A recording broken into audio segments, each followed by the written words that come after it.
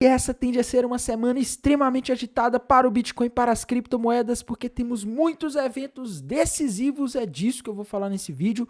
Vou atualizar a análise gráfica do Bitcoin, que vai passar por um furacão de eventos nessa semana. Vou atualizar a análise dos dados macroeconômicos, temos vários eventos macroeconômicos extremamente importantes. Vou atualizar a análise de sentimento do Bitcoin, a análise gráfica das principais criptomoedas. Mas antes de continuar, meus queridos, não deixem de se inscrever aqui no canal da Aperium, no YouTube, ativar o sininho para receber as notificações, deixar o like para dar aquela força, deixar seu comentário aí embaixo e bora lá atualizar a situação do Bitcoin, das criptomoedas. Galera, Bitcoin aí subindo 0,3%, praticamente nada, né? Praticamente parado. No sábado o Bitcoin ficou extremamente agitado, né? No caso ontem, não é normal a gente ter o Bitcoin agitado aí no sábado, tá? Geralmente quando isso ocorre aí é por eventos geopolíticos e a gente teve um comício do Trump, tá? Como vocês sabem, o Trump, ele é o candidato favorito do mercado de criptomoedas. Na última pesquisa que andou, na pesquisa mais recente aí que saiu de um instituto respeitado, o Trump tá um pouco à frente ali dentro da margem de erro em relação à candidata aí que possivelmente vai estar concorrendo com ele, que é a Kamala Harris, tá? E, meus queridos, o que isso significa? Significa o seguinte, o Trump é o favorito. Quando ele vai falar, o mercado nos últimos dias tem subido na véspera disso, tá? Não tinha ali um padrão gráfico indicando que o Bitcoin voltaria ali no 69, ele tinha batido ali no 68 nos últimos dias, né? Mas o Bitcoin foi, tá? Porque o mercado estava aguardando o discurso do Donald Trump. E agora, em termos de gráficos, o que a gente tem aqui? Eu, pessoal, diria que a gente tem aí um sinal um pouco de alerta, tá? O Bitcoin subiu aí nos últimos dias, né? E não subiu pouco, tá? Ele subiu aí se a gente pegar aí desde o início de julho aí, nossa, o Bitcoin subiu bastante. Ele chegou aí a fazer 25% quase de alta nesse mês, tá? Só que tem um detalhezinho importante aqui, pessoal. Agora o Bitcoin começou a chegar em uma região de resistência, tá? Se você traçar uma linha aqui ligando os últimos topos que o Bitcoin fez desde o dia 15 de março, é uma região aí que historicamente ele corrigiu, tá? Observem aqui. Tainan, você está dizendo que ele vai corrigir por isso? Não. Só estou dizendo que para o Bitcoin conseguir continuar essa alta aí, vai ter que entrar mais força compradora nos próximos dias e força compradora suficiente para quebrar essa resistência que se formou, tá? Porque no mercado a gente tem o fenômeno das resistências que normalmente ocorre por causa da memória dos investidores. Então, os investidores veem que toda vez que o Bitcoin chega nessa linha, ele tende a corrigir. Tá? Se ele tende a corrigir, que é o que está acontecendo aqui, os investidores esperam que vai acontecer a mesma coisa. Ele bateu aqui, agora ele vai corrigir, né? Ele vai corrigir? Não tenho uma certeza, mas parece, se a gente olhar de acordo com a análise histórica aqui, das últimas vezes em que ele bateu nessa linha, ele corrigiu, tá? Então parece que tem uma probabilidade alta de ele corrigir aqui, talvez mais alta do que de romper, tá? E, pessoal, dependendo de como você olhar aqui, pode parecer que o Bitcoin está formando um canal de baixa ou uma bandeira de alta aí nos últimos meses, tá?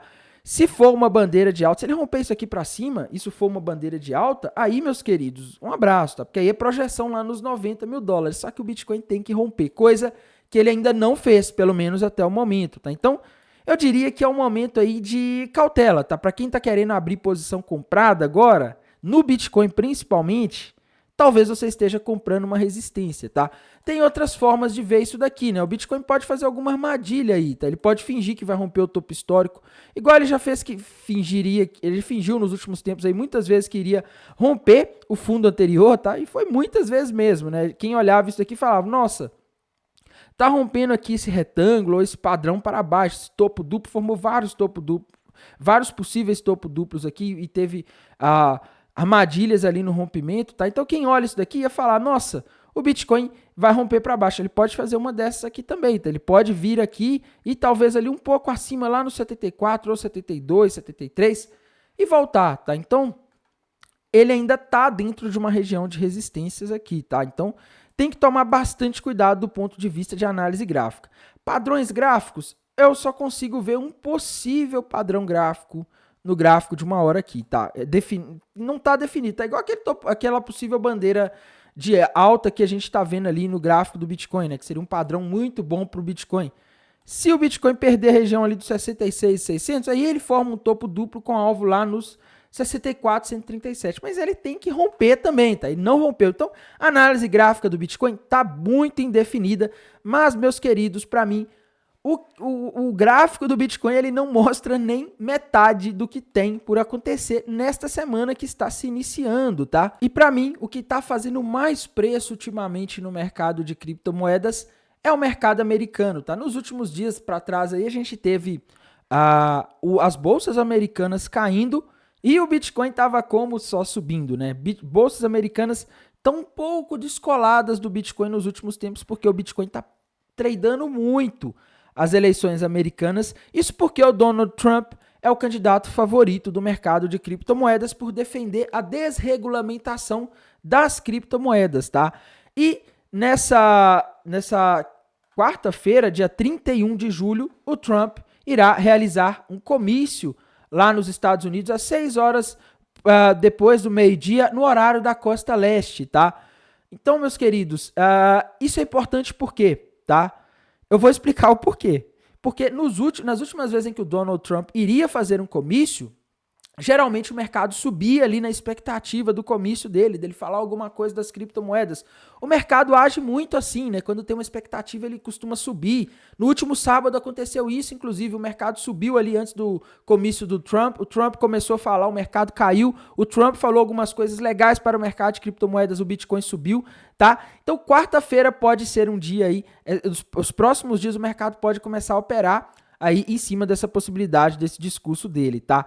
Isso aqui está fazendo mais preço no mercado ultimamente do que qualquer outra coisa, a eleição dos Estados Unidos.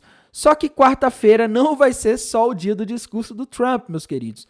Vai ser a famosa super quarta, tá? E quando a gente vai aqui para o calendário macroeconômico, a gente consegue ver isso, tá? Semana recheada de dados macroeconômicos e a famosa super quarta, né? A quarta do Fed, a quarta que a gente tem as declarações do FONC, a coletiva de imprensa com o Jerome Powell, presidente do Banco Central dos Estados Unidos, tá?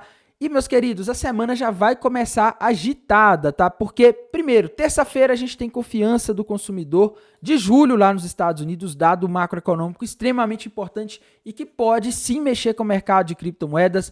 Teremos ofertas de empregos JOLTS. Na quarta-feira, meus queridos, variação de empregos privados ADP de julho, dado do mercado de trabalho, importantíssimo também.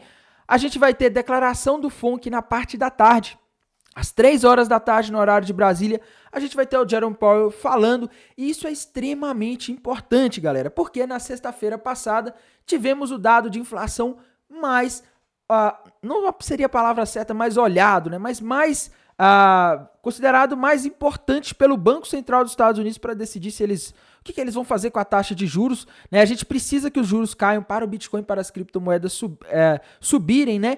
E o mercado vai estar de olho para ver no que ele vai falar isso, se ele vai achar que aquele último dado que foi revisado para cima foi bom ou ruim, tá? Para quem não se lembra, na sexta-feira a gente teve a divulgação do dado de inflação do PCI, do núcleo PCI. O núcleo PCI, que é extremamente importante para o Fed, ele, no mês de junho, veio comportado dentro da expectativa, mas revisaram dados anteriores para cima, então acabou ficando elas por elas. Tá? A gente acabou tendo a inflação não caindo na base dos últimos 12 meses, medida pelo núcleo do índice de preços PCI. O que o Jerome Powell acha disso?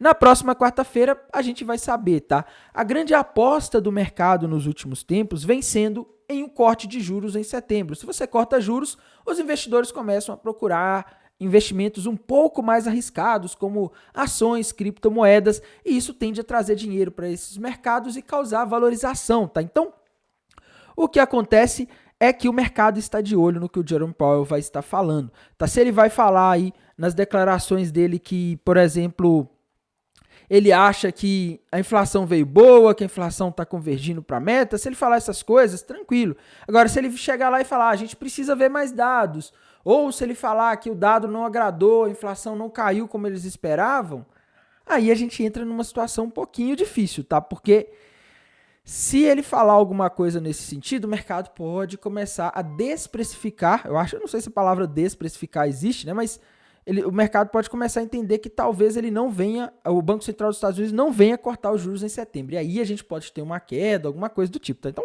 quarta-feira é um dia extremamente sensível para os mercados, porque a gente vai ter o Jerome Powell falando, a gente vai ter o Donald Trump falando, a gente está na temporada de balanços das Big Techs lá nos Estados Unidos, isso mexe muito com os mercados, tá? Então eu vou até mostrar para vocês depois os balanços que a gente vai ter nessa semana. Quinta-feira, pedido inicial de seguro-desemprego, PMI industrial de julho, né? 2 PMIs, o ISM e o outro, tá? E sexta-feira, meus queridos, ganho médio por hora trabalhada, o payroll. Pois é, o payroll, relatório de empregos não agrícolas, taxa de desemprego. Então, assim, vocês veem que essa semana, ela é uma semana que está carregada de eventos que causam volatilidade nas criptomoedas, tá? Eventos macroeconômicos e ainda tem a temporada de balanço dos Estados Unidos para dar mais emoção, tá? Amanhã a gente não vai ter balanços aí de Big Techs relevantes. Para mim o mercado começa a ficar mais agitado na terça-feira, tá? Porque na terça-feira a gente tem mais dados macroeconômicos, a gente vai estar mais próximo do discurso do Trump. E também a gente vai ter aí na terça-feira Microsoft, tá? Que é uma das Big Techs aí com maior valor de mercado nas bolsas americanas.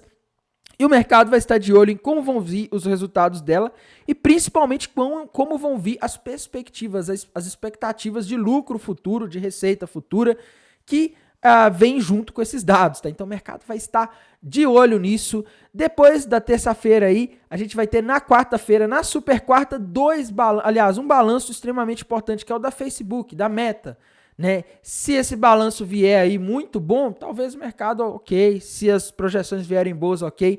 Agora, se essas projeções vierem ruins, o balanço vier ruim, o mercado pode corrigir, o mercado americano no caso, como aconteceu nos últimos dias. E dependendo da intensidade dessa correção, acaba batendo no mercado de criptomoedas, tá?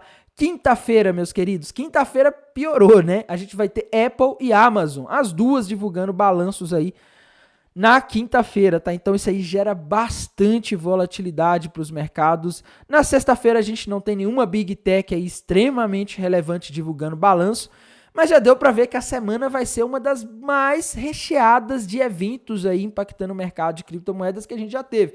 E ainda tem o fantasma da Mt. Gox que está no mercado e não vai embora, né? Porque muitos de vocês devem se lembrar que a corretora Mt. Gox quebrou lá em 2014, 2015, não lembro a data exata, e eles estão pagando seus investidores agora. E geralmente quando eles movem bitcoins aí para corretoras, para pagar os investidores que perderam dinheiro, isso também causa volatilidade, tá? Então assim, a gente tem uma infinidade de variáveis aí que podem mexer com o preço essa semana. Isso torna, na minha visão, a análise um pouco difícil, tá? E na análise de sentimento, meus queridos, temos o long short ratio praticamente no neutro, né? Ele estava aí abaixo de zero aí durante o sábado, no final de semana, tá? Ali com o open interest subindo, sinalizando que o pessoal estava shortando.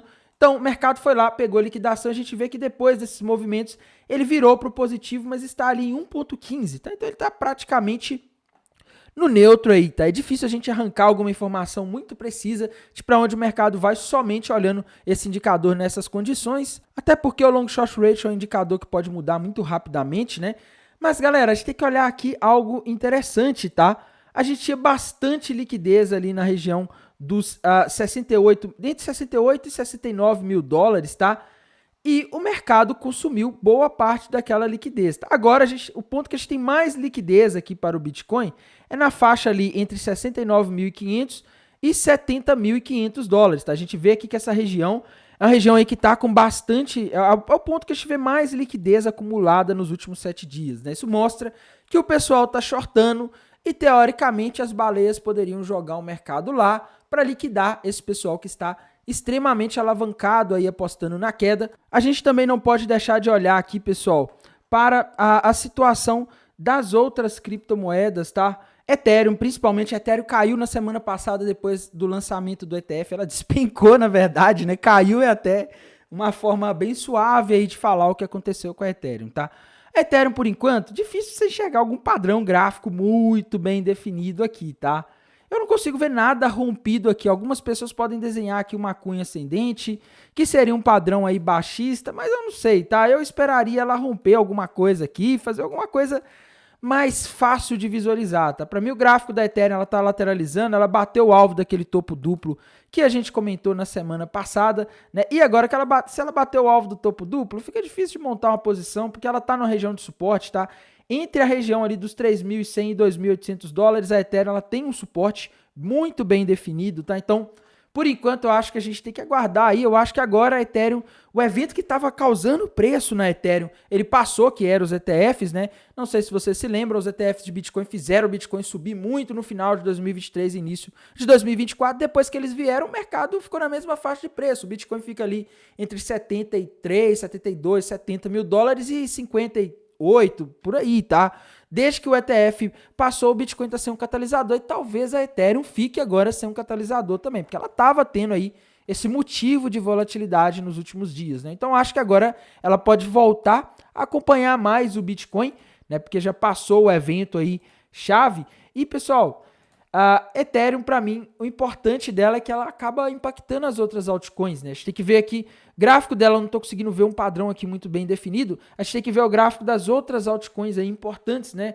Começar aqui pela Solana. Galera, Solana é importantíssima nesse momento, porque a Solana, pessoal, ela tem, agora, provavelmente ela vai ser a próxima moeda a ter um ETF sendo lançado, tá? Então isso quer dizer o seguinte: a Solana pode ter bastante volatilidade. Pode de um dia para o outro o mercado tá caindo, aí do nada sai uma notícia de que um ETF de Solana tem 99% de chance de ser aprovado. Ela vai disparar de uma hora para outra, tá? Então ela vai ficar nesses boatos aí, nessa especulação em cima dos ETFs, né, que podem fazer ela subir, mas ela também pode cair se o mercado fizer alguma correçãozinha. E em termos de gráfico, quando eu olho para a Solana, eu vejo duas coisas, tá? Primeiro, olhando para os tempos gráficos maiores aqui, olhando para o que aconteceu no passado, né, a gente vê que ela está em uma região nitidamente de resistência, né? Ou seja, uma região onde normalmente ela teve dificuldade de passar, né? Se a gente olhar aqui essa região dos 190 dólares, que é a região que ela está próxima agora,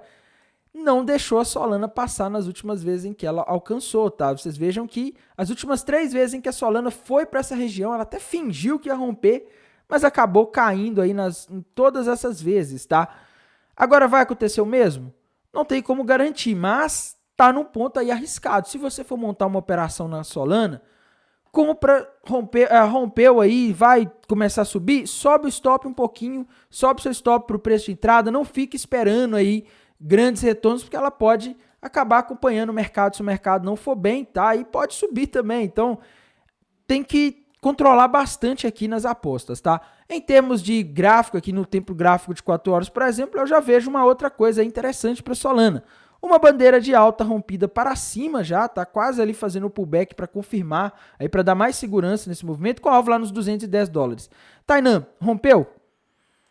Rompeu, mas tem uma resistência no meio do caminho, que é a resistência que eu citei, tá? Então, tá uma análise aí um pouco difícil, tá? Tá um case aí que você não pode ficar segurando ela aqui sem stop, sem um stop e sem ajustar o stop, porque se ela voltar aí por causa de qualquer coisa, a coisa fica complicada, tá? Outra criptomoeda aí que a gente não pode deixar de comentar, pessoal. A ADA Cardano, né? Rompeu o alvo daquele topo duplo, tá? Já ia falar fundo duplo aqui. Daquele topo duplo que a gente comentou. Depois disso aí ela parou, estancou a queda, né? Padrões gráficos novos? Não consigo ver nenhum novo aqui por enquanto, tá? Vamos ter que esperar que a ADA Cardano formar algum padrão mais bem definido para a gente conseguir montar uma operação de trade nela. Outra criptomoeda aí que a gente não pode deixar de comentar, né? A gente tem que falar dela também. Essa criptomoeda aí é a Matic, tá? Matic, pessoal, é a que tá assim, no mal de todas as principais criptomoedas, né? A Matic continua naquela situação, tá? E tá mal. Hoje, assim, o Bitcoin tá relativamente parado, o Bitcoin subiu no sábado.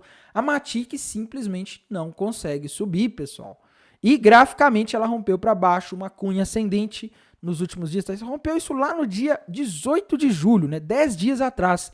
Rompeu essa cunha ascendente para baixo. E o alvo tá ali na região dos 40 centavos de dólares, tá? Então, para mim, Matic tem grandes chances de ir nos 40 centavos.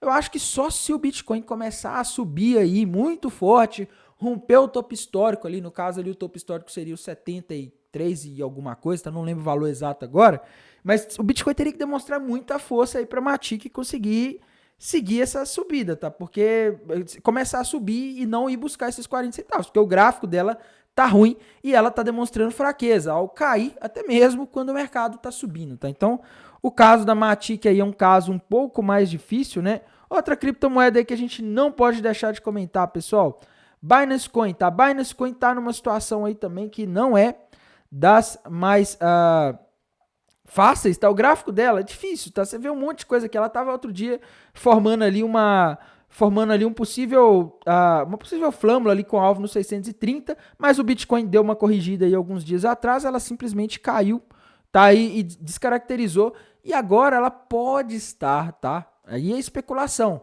porque ainda não rompeu nada, não confirmou nada, mas dá para ver aqui que ela pode estar formando ali um ombro, cabeça-ombro, que é um padrão que normalmente reverte uma tendência de alta para uma tendência de baixa, tá? Se a Binance Coin romper para baixo essa região aqui dos $550, aí ela vai formar um ombro, cabeça, ombro. Tainan, formou, posso abrir uma posição vendida aqui na Binance Coin por causa disso? Não, tá? Mas se formar, o alvo seria lá na região dos $500, tá? Então tem que ficar de olho aí, porque a Binance Coin é uma que também não está performando muito bem nos últimos tempos, tá? Ela não está acompanhando bem o mercado quando ele sobe, ao contrário de algumas outras altcoins como Solana, que estão fortes, Ripple, XRP, tá? Tem que falar dela aqui também, a XRP, né? XRP tem performado bem aí nos últimos meses, tá?